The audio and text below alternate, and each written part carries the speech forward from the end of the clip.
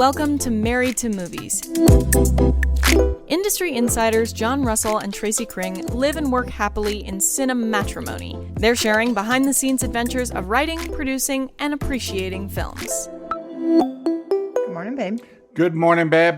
We did something which I always vow, never to do. Okay. We ate Mexican in New York. Yes. I don't believe in that. Well, Pedro Pascal has said there is no good Mexican in New York.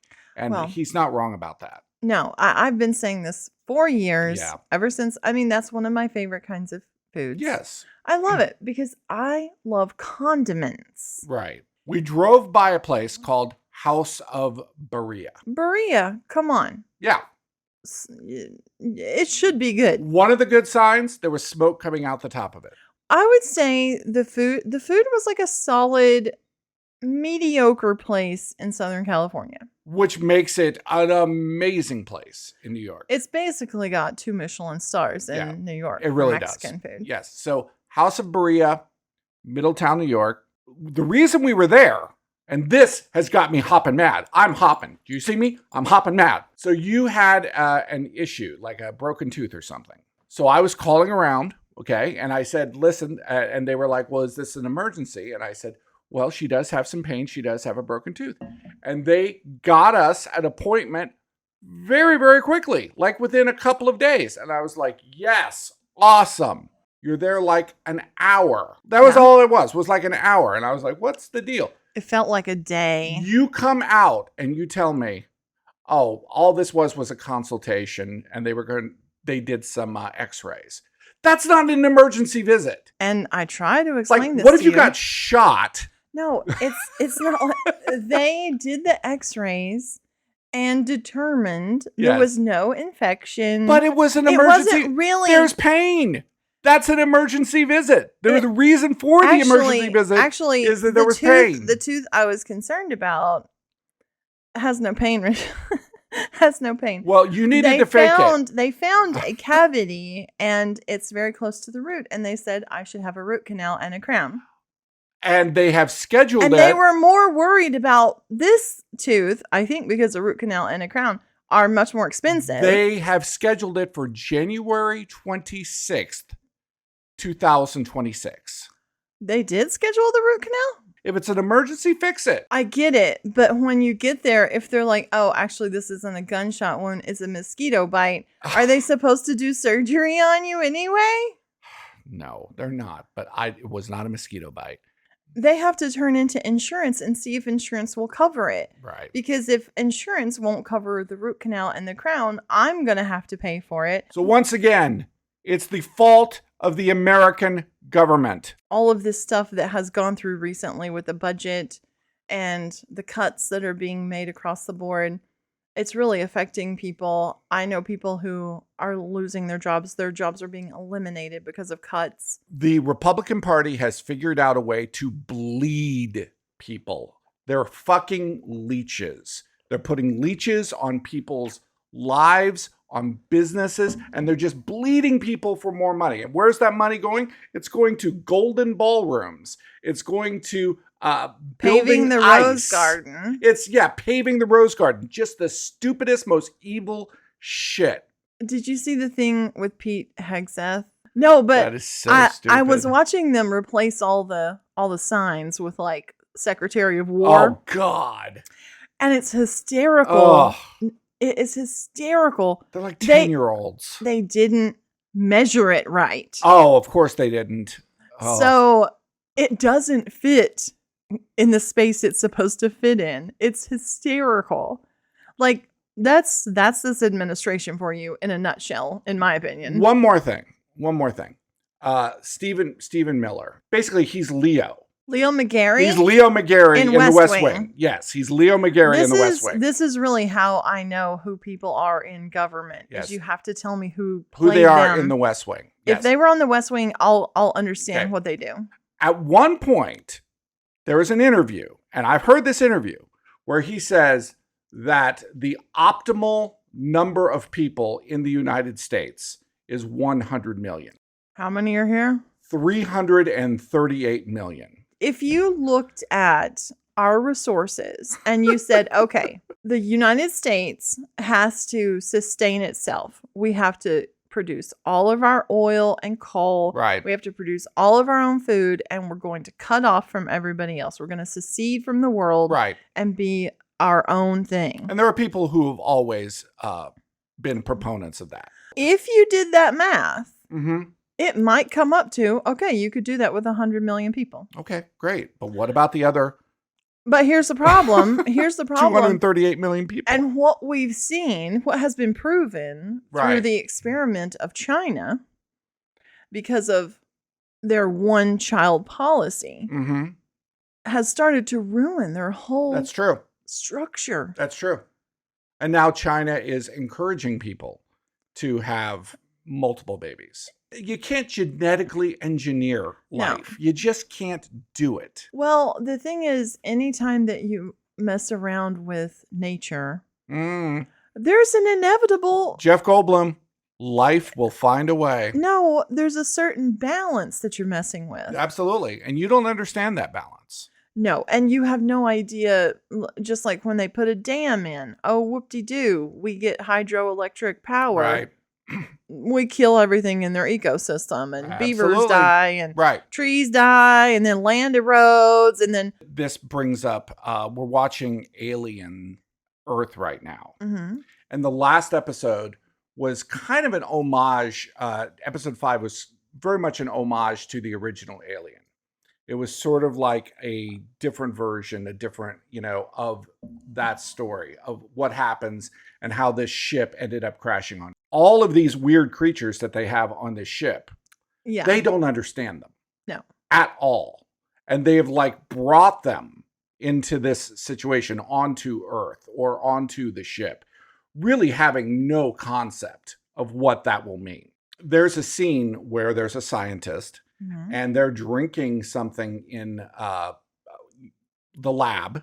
They're inside the lab. Right. And they're inside the drinking. lab, they're drinking something. And there's this little tick guy who gets out of his cage and he puts tick embryos in the water, and somebody drinks it and horrible things happen. Now, one of the things people have complained about is the protocol of drinking or eating in a lab. Well, here's the thing. What's the thing? They aren't really scientists. That's true. They are really space truckers. That's the whole concept. They are out of their depth Right. this whole time. I would say not the scene where the dude drinks the ticks. That's not the problem. Mm-hmm. You back it up to how this little That's tick... the most horrible sentence I've ever heard in my life. Really? Dude drinks the ticks. Oh. Oh my God. Well, and what happens if you try to pull the ticks off? They release a toxic gas that kills everybody. Yes. How the ticks got out and into the water, I don't think she's a scientist. I think she's probably a medical officer of some sort. Yeah, they don't seem to be It's doing... like- it's they're not like- doing a lot of science. Well, it's like they're collecting samples. Yeah, And I feel like exactly. that's a different procedure. I wouldn't even call them zoologists. I mean, No. they just they're... She has no respect for protocol. She has a No. sandwich. Yes. She has a sandwich there. Yes. Okay. And she doesn't put the lock back on. Okay, but The here's thing. my point. Here's my point. It's just stupid. No, it's not stupid. Because when you get... It's a device. When you get They needed comfortable- it to happen. When you get comfortable in any sort of situation, No. protocols go out the window. I Not give really. you... Okay, a movie I absolutely love, which is called The Falcon and the Snowman. Okay. Okay, Falcon and Snowman. Timothy Hutton and Sean Penn. It's Yeah. about espionage in the 1980s. Okay, and Timothy Hutton is working at this CIA place that gets all of this information that goes through it. 3 or 4 months in, I love this scene. He is making a margarita with one of the machines that usually gets the information. Right. Okay, that's not protocol, but everybody's enjoying the fact that they can make a margarita with the machine. Okay. And You understand what I'm saying? let me say that's a movie. Yes, I That's understand. not real life. I understand. Well, okay, that is based on a true story. Because if people are lax, whether it was a lab or it was a wet you market do or not, whatever. You do not eat or drink in a freaking lab. There are things. No, but you people can't. will. No, But you people can't. will. No, you can't. No, you can't. Okay. You will die. You worked in a nuclear facility. Yeah. Did people get lax with protocol? Yeah, and they got fucking contaminated. Duh. Yeah. You've seen Silkwood situations, Yeah. haven't you? Yeah. So do they go to their home and like take Yeah. all their shit and everything? Rip their walls out. Oh yeah. Oh my God. Oh yeah. I have a story there. I don't know if I'm at liberty to say it. Ooh. Because I have a little bit of information that was from, Maybe the government doesn't want us to know. No, it was from people who worked in security, so I Right. don't know if that's a problem. I was a person who helped and received dirty laundry, Dirty laundry. which is the banana suits they wear into contaminated areas. Which is, by definition, nuclear waste. They send this out though to laundry to be Mhm. cleaned, Right. and then we receive it back. I don't know what that process was. Yeah, I don't know. But these guys are, sometimes, okay, you got to have a partner who's watching you dress. So Okay. you're like in your underwear and people are watching you dress Hot. and you're All right. actually taping around all of the things. Like you're taping around your gloves, you're taping around your shoes. Right. So that's a whole process. And then there's a very specific order and way in which you get undressed so that you peel yourself out of it. Ooh. I have seen, because those things are freaking hot, and it is hot in Ooh. the places they send these people. It is Nice. hot. I like the way this Like- is going. People would fall out of heat stroke. Oh. A Well, lot. That, A lot. That's not We had to sexy, have our but own okay. medical facility because people would just fucking fall out. Right. And then trying to get someone out of a suit who's passed out, that doesn't sound fun, does it? Jeez. Sometimes it would just like sweat would pour out of Oh, It was no. so gross. Oh, that's gross. it was so gross. Oh, that's it bad. was so gross. Oh, my God. But this one time, I've been camp. a dude managed to get contaminated, get through all these checks, and I don't know how he got through some Right. of these checkpoints, Right. and then get out of security because, like, when you leave, enter and leave, Because protocol is for shit. well, People give up on protocol, man. I don't know how he did it, He was making margaritas. but when you leave in or out of the facility, you have to go through security, and you're immediately they know if you have contamination. All the fucking alarms go off. Yeah. It It's like didn't leaving happen. Walmart. It didn't happen. Oh, it didn't happen. Okay. No, and like you're wearing a Geiger counter all the time. Somehow, Mhm. it was weird. It was weird, and How I did he think get they through? thought it was weird because they thought maybe it was nefarious because it was so weird. But they found out when he came back to work the next day. They caught him. Mm-hmm. And then they like went all the way back through his life. I think it was like he was home maybe for even longer than a day. I don't remember. But they took his bed. They took his fridge. They can go through and find everything you touch. They went full contagion on him. Yes. It's like, absolutely. It's like, okay, where has he been? They took Who has he talked to? They What took has his he done? they ripped his shower out. There you go. Whatever has contamination, because nuclear waste and contaminant has a half-life of thousands of years. I think- at best. I think this is evidence that people could drink ticks.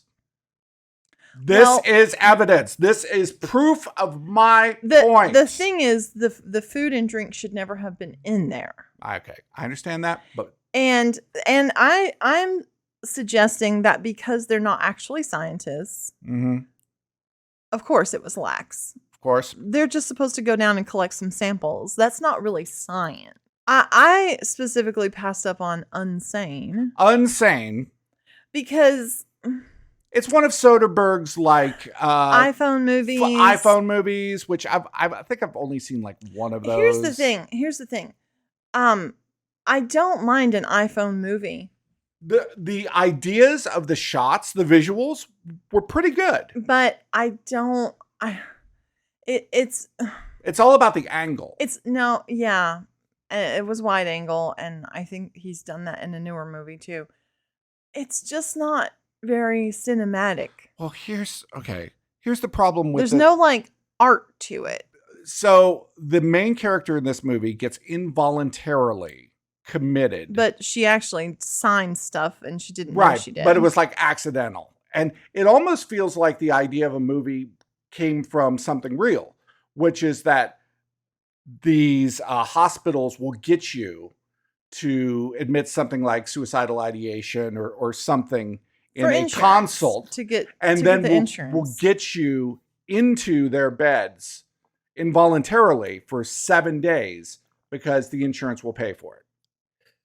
Okay. So that's okay. There's an idea. There's an idea for a story. Okay. Then there's this stalking angle. And somehow the stalker comes to work there. The stalker was already working there. I don't know. And that is the part that makes no sense. It makes no sense. There's no way to make it make sense. Maybe overall, like maybe it is such a plot hole. Maybe we're only understanding the premise that we got. Look, maybe the premise is above that. No, and the premise is no. Do not give them credit. Do not give them any credit. That plot hole was so large that the entire film I was watching it, I was like, oh, this has to be just in her head. This can't possibly be true. She's crazy. She thinks that the guy's really there. He's not really there. But things start happening outside of the hospital. Yes, exactly. It was such a massive, huge plot hole. I thought all of the other people in the place were like her multiple personalities. That's what I thought. Because like they never got any interaction with doctors. But I have a connection to this movie. Oh, how? Jay Farrow. Yeah, was starring in this movie. And you were on Quiz with Balls. And he was the host of the Quiz with Balls. That's funny. And he did a great job, by the way. You have no degrees of separation. No degrees of separation from Unsane. Absolutely terrible movie. You have 1 degree of separation from Steven Soderbergh. Yes, that's true. That's true. Me and Steven were like this. So we saw another movie, and it was another one of those that like you pass by it like on Shudder and stuff like that, and people start talking about it. Okay. Possum. Possum. It's called Possum, and I'd heard from people this is a really disturbing movie, and you see on the thumbnail there's like a kind of a spider thing. You don't like spiders. Oh, I don't like spiders.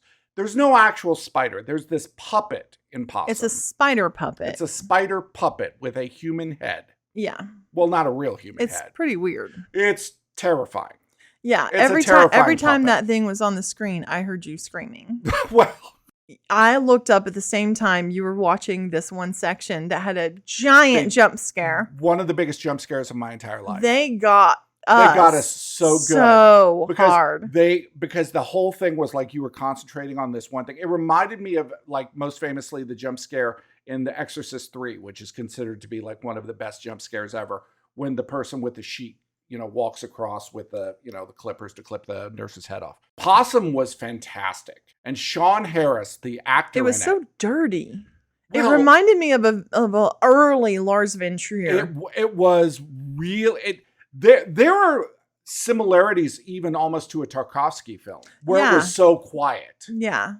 And you're just living with this horribly damaged, possibly crazy person. Very damaged. Roaming around kind of apocalyptic England. It was really an amazing film because I was I was under this auspice this whole time of what's real and what's not. It kind of reminded me of Christian Bale in the Mechanic in that way. Yeah.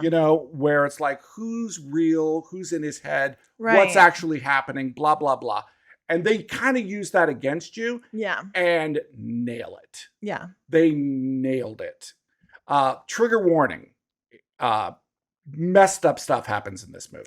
Well, the way that he carries around this bag with possum in it. Sean Harris is so great in this movie because everything about him feels alien. The way he walks, the way he holds his feels arms. like a predator, though.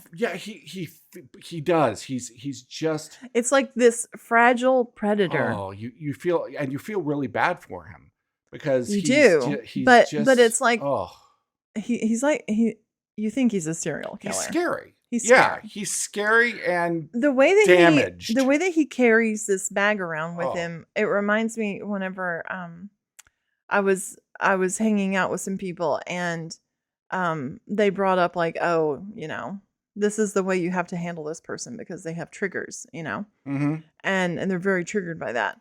And I was just like, I went to the bathroom after that and I was just thinking about how, like emotional damage or trauma. Emotional damage. Yeah. Or like, whatever you want to call, there's a damage, right? But, even if you wreck your car and they say it's totaled, right? Somebody auctions that shit off and it turns back into scrap metal. It turns into they fix it up. That bag was like carrying around his personal horror, his personal damage. And then I thought about, like, we call it baggage, literally. No, and that's what it was. I have to carry baggage. Yes. And he would always be trying to get rid of his baggage. Yeah. And then it would come back. Well, but in real life, I mean, you're never going to actually be rid of that baggage. That's true. But you can decide to set it down. You can choose to set it down. You can try. You can try. You can put it through baggage claim and just not pick it up again. But sure. Like you can actually choose, like, especially if it's affecting your life now. It's like something that happened in the past is dictating how I'm acting right now. I love the fact that you're trying to get a philosophical point out of possum. No, it's what it was about. Yeah. No, it was. It's really what it was about, mental illness. Oh, it was. Yeah. very much about mental illness. No, and I think it's the causes and living with mental illness. It's a great meditation on it. Well, and that's what a great horror movie is. I agree. It exists with the horrors that already exist. And then it adds something to that. And the horror of, him really wanting to be rid of it, really wanting to be better, well. Wanting to feel better, wanting to be well. Right. And he could not. Until he found a way to deal with it. We got called out on something this week. Oh, yeah. And I believe that when you are called out on the truth, how you react to the truth is really who you are as a person. Well, you get defensive. And you're just like, no, that's not true. And you start, and we all do the same things when somebody calls us out on something that's not true. But when they call you out with truth, to me, that's where the rubber meets the road. Because are you going to defend yourself? Are you going to attack that person? Are you going to say that they're a liar? Are you going to gaslight them? To me, that's where the shit gets dark. It's called extreme personal accountability. Yes. Okay. And a lot of people don't want to be accountable to themselves or for themselves. Mm-hmm. They want to blame. Admit nothing. That's that whole Roy Cohn idea. Never admit. And honestly, it's the root of evil, man. It's the root of evil. It might cause evil because the more you let that stuff happen, the more that it happens and the more that it builds up a residue, a plaque. Oh, I'm going to use a really gross word. Oh, okay. What's the word? It's so gross. What's the word? It's moist? No. Okay, it's worse than moist. Smegma. Oh, Jesus Christ. Emotional and spiritual smegma. I don't even know what smegma really is, but it still grosses me out. Look it up, guys. I don't want to look it up. I'm going to see pictures. I don't want to see it, man. And if there's something within my control, yes, to address a thing that I've done, I'll I should certainly do that. I should certainly try. Mm-hmm. Just like somebody comes to you and says, Right. like, if I'm like, hey, it really hurt my feelings when you did this or that. It Just takes apologize. nothing away from you. Just freaking say you're just sorry. say, I'm sorry. Well, I'm sorry is really just an I'm sorry acknowledgement. I'm sorry doesn't even, you're not even doesn't- necessarily taking full responsibility It for the doesn't- situation. But see, all I'm sorry is I acknowledge. I empathize. I was in another situation in business and something was going on with a movie and it was somewhere that we didn't expect it to be. And I was like, well, I never got a rights of refusal on this. Like Right. I never said yes or no to this. Right. Also, I've entered 88 film festivals. Right. I don't read the terms and conditions of every single one of those. And if you don't read the terms and conditions, you could be involuntarily put into a mental institution. Right. If you don't read it. Read those terms and conditions. but- Or you could go to a dentist and not actually get dental work done. Right. Well, I didn't know this was going to happen. I can certainly reach out to them and let them know we don't want to offer it online. Mm-hmm. But I don't read all the terms and conditions of everything I And enter. what he said was way to take responsibility. Yeah, way to be accountable. That's it. Speaking of personal Oh, accountability. geez. No. I don't like the way this is starting. I don't like the way this is starting because this feels like a gotcha moment. This feels like I have an apple on my head and a target on my face. Something that can make me angry is whenever like annoying things turn into generalizations like at mass proportion. One thing becomes like, well, this is something that's been happening.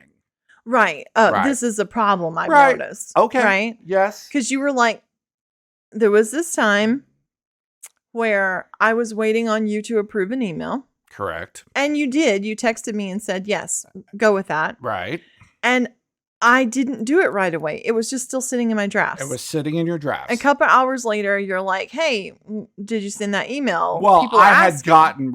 gotten an email says, People are has the email asking. gone out yet? Yeah. Yes. So you're getting asked. And that's also an aspect of personal accountability. Right. And your care for another human being. Correct. Is that the things that are important to them are just as important to you. And your commitment to do a task, if I'm a good person, if I'm trying to be a decent human being, my commitment has to be to your commitment. So my dad said something to me once that always stuck with me. And I don't even know if I necessarily agree with it. I think that there is truth to it. He said that saying I forgot was the same thing as saying I didn't care.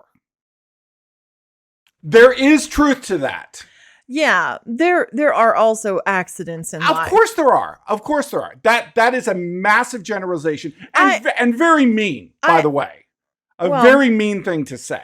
If you did something instead, like if it was like, I didn't send that email, even though I knew I needed to. Right. Because I would rather eat pizza. Right. Of course I didn't care about it. Right. But I genuinely had moved on. Right. And when I saw your text message, I was just like, okay, great. I can send that email. But I do feel like that to say that I didn't care about you, that's where it gets dark. That's where it gets to be like gaslighting. Why would you take things personal like I know. that? I know. That's not a thing to take personal. It's not. Well, see, that's the thing is that, everything was personal. Everything was personal. Is this therapy? No, this isn't therapy. I'm just saying I remember that very, very distinctly. And it did have an effect on me because I do think about the fact that if you tell me something is important, if I care about you, I am going to make sure that happens. Well, I think it just has to be as important as I take it. Mm-hmm.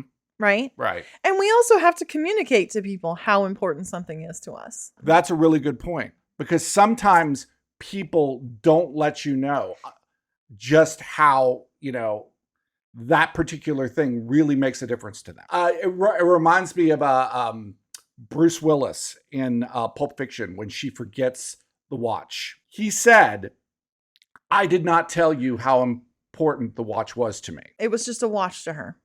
And the reason that he does that is he loves her, and he can't believe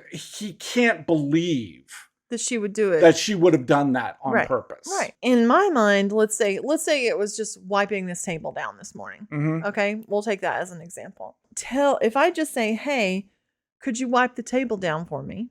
Mm-hmm. And you say, yeah, sure. Right. Well, that's not a legitimate commitment to do anything. Right. People say stuff like that all the time. Right. But it's my responsibility to tell you, I plan on shooting the podcast this morning. Right. In the next 30 minutes, can you wipe that table down? And you can say, true. yes, I can. Right. Or you can say, actually, can I do it in 45 minutes? Right, exactly. I'm doing something right now. Right. Or, no, I cannot. Well, it's my responsibility to tell you that the podcast is over. It's hard not to get romantic about movies. Thanks for listening to Married to Movies.